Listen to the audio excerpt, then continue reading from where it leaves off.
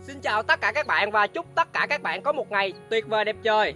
Sau hơn 5 tháng một tí, mình thực hiện những cái thay đổi trên cái khu vực đất của mình. Và hiện tại như tất cả các bạn thấy xung quanh mình là bạc hà và chuối tây Thái Lan, bộ đôi song song phát triển. Đợt trước thì mình có phát triển chung là thêm cây mướp. Thì ba loại đó nó cộng sinh và nó phát triển rất là tốt. Tuy nhiên thì mướp sau 4 tháng thu hoạch thì nó đã bắt đầu tàn và mình cắt gốc để mình thực hiện cái vụ mùa mới. Hiện tại thì khu vực của mình đang có một cái sự thay đổi khí hậu nó hơi bị tiêu cực một tí các bạn. Là mưa thì mưa dồn dập và cả tuần luôn, còn nắng thì nắng cả tuần và cái nhiệt độ nó rất là nóng gắt. Các bạn thấy là những cái cây bạc hà mà mình trồng đợt tháng nắng á, gốc nó bắt đầu nó sinh trưởng và phát triển tốt rồi ha. Thì sắp tới mình sẽ triển khai rất là nhiều, nhân rộng cái mô hình. Những cái gì giống như mình nói với tất cả các bạn, đầu tiên khi mà các bạn muốn làm một cái khu vực vườn theo hướng hữu cơ cũng được, đa canh, xen canh, luân canh, 6 tiêu chí hữu cơ, hoặc là các bạn xây dựng theo hướng độc canh cũng được, sử dụng thuốc hóa học, phân hóa học để xây dựng cái mô hình vườn mang lại hiệu quả kinh tế. Thì tùy từng cái khu vực, khí hậu, địa lý, chất nước, nguồn lực mà các bạn xây dựng cho mình một cái khu vườn hợp lý nhất trong cái điều kiện mà các bạn có thể làm được ha. Chứ không có đúng sai ở đây hết, tất cả chỉ là phù hợp hoặc không phù hợp. Phù hợp với bạn, phù hợp với mảnh đất mà bạn canh tác, phù hợp với thị trường xung quanh mà bạn cung cấp cái sản phẩm nông sản của bạn đến người tiêu dùng.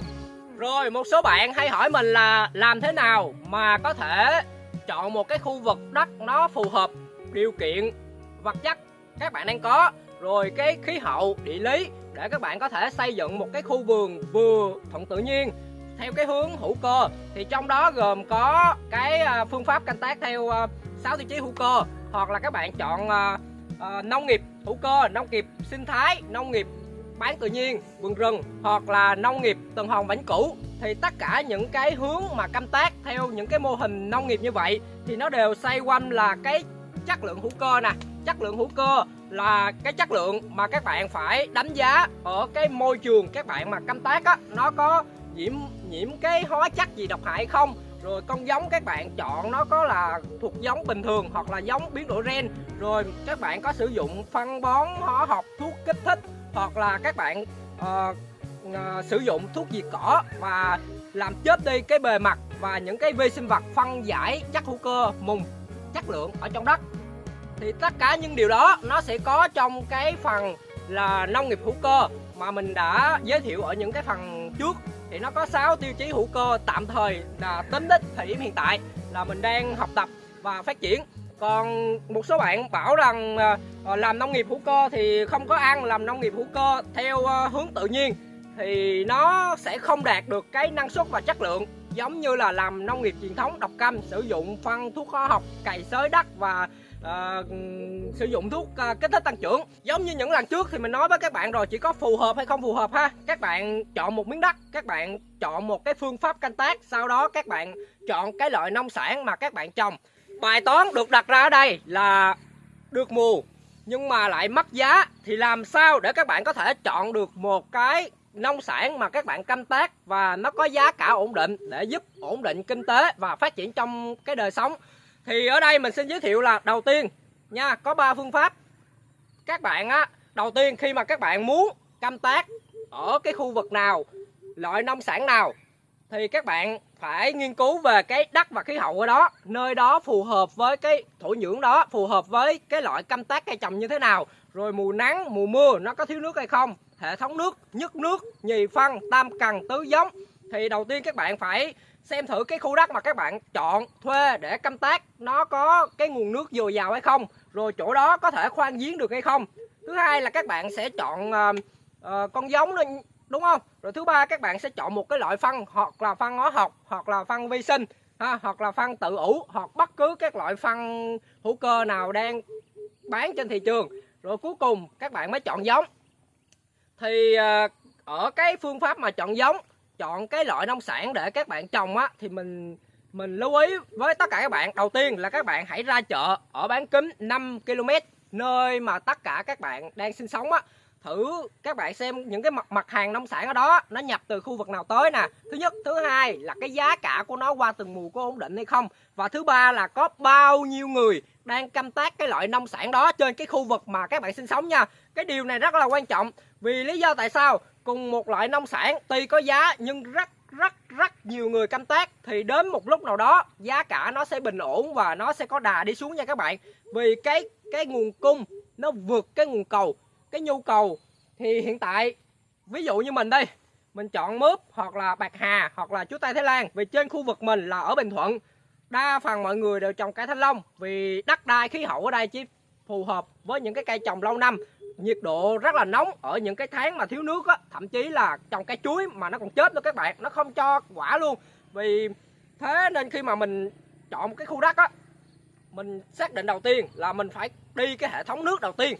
Vì nếu mà không có nước, tất cả về số 0 các bạn, đúng không? Sau khi mà mình chọn nước rồi, mình ra chợ thì ở khu vực mình mới nghiên cứu một điều rằng ở cái khu vực này, địa phương này, quanh bán kính 20 km của mình đổ về thì riêng cái loại bạc hà là có giá rất là cao, dọc mùng đó các bạn, nhưng mà gọi là bạc hà dọc mùng môn ngọt nha các bạn. Có một loại nó cũng giống như là bạc hà này nè, nhưng mà nó ăn vô đó rất là ngứa.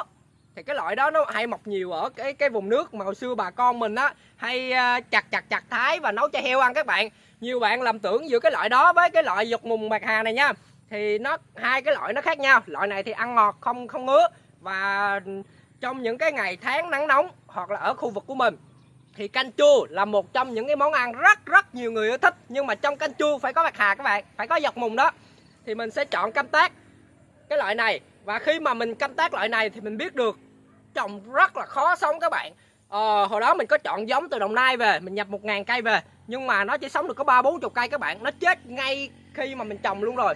Tại cái nhiệt độ nó thay đổi á, cái con giống nó bị sốc nhiệt, cái cây giống á, nó bị sốc nhiệt, nó chịu không nổi. Và khi mà mình trồng một thời gian thì mình thấy 30-40 cái cây bạc hà của mình á mà nó sống được á, thì nó thay vì nó cao lên thì nó lại bì ra các bạn.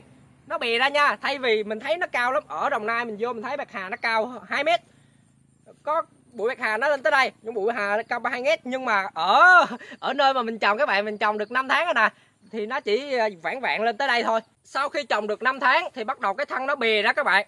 Nó bì ra thì nó bự hơn, thì cái màu sắc nó cũng thay đổi nữa. Thì mình mới thấy là bắt đầu nó đang thích nghi với cái khu vực đất thổ nhưỡng và cái khí hậu nóng ở khu vực Bình Thuận của mình. Thì đó là sau những cái học tập, trải nghiệm, thất bại, rút ra kinh nghiệm rồi tiếp tục làm lại, thì mình mới rút ra được một cái quy trình là mình sẽ trồng bạc hà dưới cái rãnh giữa của những cái thân chuối. Như các bạn thấy là xung quanh khu vực của mình là chuối không ha các bạn ha. Các bạn quay trở lại với cái video đầu tiên á, thì các bạn sẽ không thấy cái gì hết, tại một miếng đất trống vừa bị cháy tháng 3. Thì lúc mà mình về đây ngày đầu tiên là ngày 5 tháng 3, thì ngày 10, 12 gì đó mình bắt đầu triển khai móc mương, móc đồ, rồi bắt đầu triển khai trồng những cái cây chuối tây Thái Lan. Tuy nhiên thì trước đó mình đã có một cái vườn chuối tây Thái Lan là 400 gốc đã cho thu hoạch đợt 1. Thì đợt 2 thì mình sẽ không có bán trái nữa các bạn, mà mình sẽ chặt ngang. Và mình học theo cái phương pháp là nhân giống chuối của Israel. Thì mình sẽ tạo một cái vườn giống để thứ nhất là mình lấy giống, mình qua những cái khu vực mà mình thuê nào mình triển khai. Rồi thứ hai là mình sẽ bán giống và triển khai ở những cái khu vực mà anh chị đầu tư đất nông nghiệp á các bạn. Mà để hoang á thì thay vì vậy thì anh chị sẽ bút lịch lên một tí là đặt cho anh 1000 cây chuối tây Thái Lan và mình thi công luôn nha. Hiện tại thì bây giờ mình đang tạm gác lại cái phần thi công. Đợt mà mình thi công mình sẽ quay lại cho các bạn xem rõ về cái vấn đề đó ha. Trên đó là mảnh đất đó là 3 mẫu mà mình hay giới thiệu các bạn á, là đặt 1000 cây chuối tây Thái Lan. Nhưng mà hiện tại là mình mới cung cấp được 150 và mới trồng vùng ven thôi, để khoảng 1-2 tháng mình triển khai hết khu vực này 8 sào đất 8.000 m² này, xong rồi mình bay lên đó mình sẽ quay và giới thiệu kỹ cho các bạn cái mô hình này.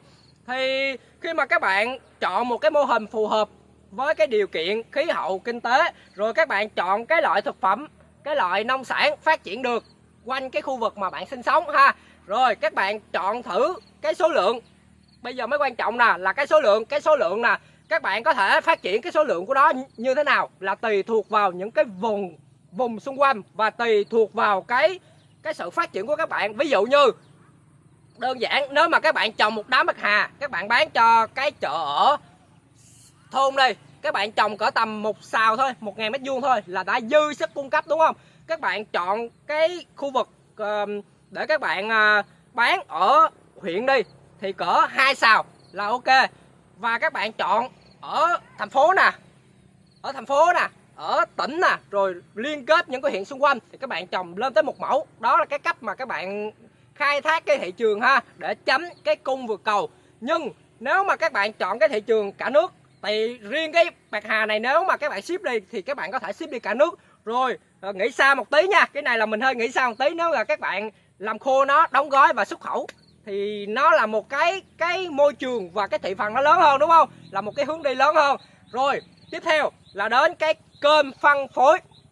Các bạn hay trồng nông sản rồi các bạn chờ thương lái vô thu mua, đúng không? Còn riêng bản thân mình xác định là đầu tiên là phải xây dựng cho nó một cái kênh phân phối trước khi mà mình trồng cái loại nông sản đó xuống đất. Vì sao? Vì mình không muốn khi mà mình đổ hết công sức mồ hôi của mình xuống đất rồi mà đến ngày thu hoạch đó, rồi giá thì nó đã bấp bênh rồi không có đưa đi được, rồi bao nhiêu tâm sức công huyết của mình đổ xuống đó thì đổ xong đổ bể và mình nản, mình không muốn làm được. Cái đó là cái điểm mắc kẹt giữa rất là nhiều người khởi nghiệp ở cái đất nông nghiệp ở quê nha các bạn. Đó, cái điểm mấu chốt ở đó không phải là trồng không được, mà là trồng xong không biết cái kênh phân phối nào, chỉ dựa vào thương lái hoặc là tìm kiếm người mua, thì lúc đó thì nó hơi trễ rồi các bạn. Nhưng mà riêng cái bạc hà thì mình không sợ, riêng cái chuối thì mình không sợ rồi. Thì riêng cái nguồn chuối thì mình đã có, bây giờ hiện tại nha, đã có anh đặt cái vườn này rồi. Thì nếu mà anh có xem được thì em xin chào anh và chúc anh luôn vui vẻ nha. Và sắp tới thì em có thời gian thì anh em mình cà phê giao lưu. Đó, quay trở lại với bạc hà. Thì bạc hà thu hoạch như thế nào các bạn? Bạc hà sau khi trồng khoảng 4-5 tháng, nếu mà đất tốt thì cỡ 4 tháng cho thu hoạch, nhưng mà đất xấu như khu vực mình thì chắc cỡ phải 6 tháng thì mới cho thu hoạch. Thì bắt đầu mình sẽ thu hoạch dần dần và gối đầu. Sau đó mình sẽ bắt đầu nhân rộng cái mô hình mình ra. Mình có 3-4 cái thị trường nhỏ và liên kết với những cái thương lái với lại ở chợ các bạn. Và sau đó là mình muốn phát triển thêm một cái kênh nữa là ở thành phố. Thì mình sẽ thuê một cái góc nhỏ thôi, cỡ 2-3 m² thôi. Mình làm một cái sạp để mình phân phối cái bạc hà của mình hoặc là chuối của mình. Thì đó là cái hướng đi của mình. Rồi sau đó là mình xây dựng những cái kênh YouTube như thế này các bạn, để mình liên kết với khách hàng nè, liên kết với thương lái nè, liên kết với những người mà họ đang cần cái nguồn nông sản mà các bạn trồng hoặc là mình trồng. Rồi họ liên hệ trực tiếp của mình qua những cái nội dung mà mình quay. Thì tóm lại có rất nhiều cách để các bạn có thể khởi nghiệp ở quê, trồng một cái loại nông sản rồi phân phối nó.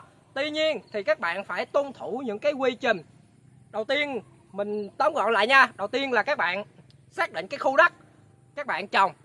Thứ hai là các bạn xác định cái phương pháp các bạn trồng, độc canh, hóa học hay là hữu cơ. Rồi thứ ba là các bạn tham khảo thị trường xung quanh bán kính 5-10 km xung quanh các bạn sống, để các bạn biết được cái loại nông sản nào nó có nhu cầu nào, đúng không? Để các bạn hoạch định được nên trồng loại nào mà cái nhu cầu nó lớn nhưng mà nguồn cung nó ít.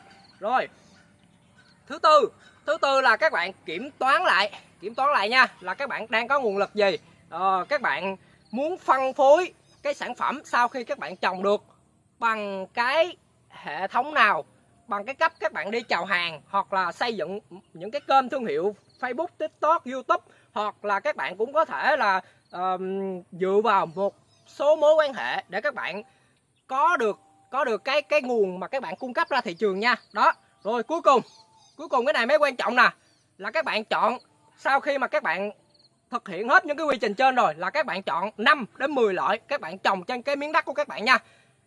Cái việc mà các bạn biết là cái loại nông sản đó nó có cái nguồn cầu lớn, nhưng mà các bạn phải trồng nó sống được trên cái mảnh đất khí hậu thổ nhưỡng mà các bạn thuê cái đã nha, hoặc là các bạn trồng tại nhà cái đã nha.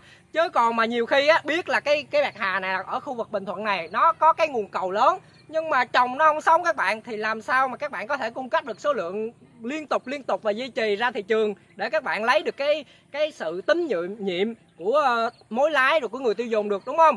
Thì các bạn sẽ thử nghiệm, các bạn chọn 5 đến 10 loại, các bạn thử nghiệm trên diện tích nhỏ nha, lưu ý là trên diện tích nhỏ. Vì khi mà các bạn đùng phát làm lên diện tích lớn là lỡ nó chết hết sao? Tiền đầu tư đó ai chịu, đúng không? Bạn nào có chi phí từ gia đình một ít thì nó đỡ, còn như mình khởi nghiệp từ 2 bàn tay trắng còn thiếu nợ nữa, đùng phát mà nó phá hết là mình chết. Nên mình thử nghiệm trên cái diện tích nhỏ thôi, giống như mình hay quay trên kênh vậy các bạn.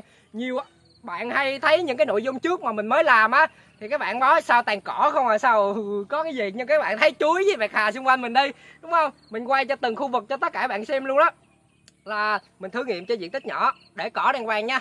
Buộc mình không bao giờ sử dụng thuốc diệt cỏ hoặc là hóa chất hay phun xịt, vì chính bản thân mình là một huấn luyện viên về thể chất, về thể thao. Các bạn thấy hình thể của mình đó, mình lúc trước là mình hay đặt ra một cái chỉ tiêu quan trọng cho mình là liên quan đến sức khỏe là phải tuyệt đối 100%, không làm việc gì, không bán sản phẩm, không phun xịt những cái hóa chất gì gây ảnh hưởng đến sức khỏe của người khác. Vì mình biết sức khỏe là một trong những cái tài sản vô giá, và khi mình gây ảnh hưởng đến cái sức khỏe một người nào đó thì họ là một cái trụ cột chính trong gia đình đi, họ ăn những cái thực phẩm của mình lâu ngày họ tích tụ độc tố trong cơ thể đi, thì mình vô tình một phần là mình hại họ rồi. Nên những cái gì mà ảnh hưởng đến sức khỏe bỏ, lợi nhuận cao cũng bỏ luôn, không cần. Có thể là lợi nhuận mình xây dựng như các bạn thấy là hữu cơ nè, nó không có được thời gian đầu á, nó không có được gọi là cây lớn mau rồi theo một cái bài bản gì, nhưng mà về lâu về dài mình sẽ sắp xếp lại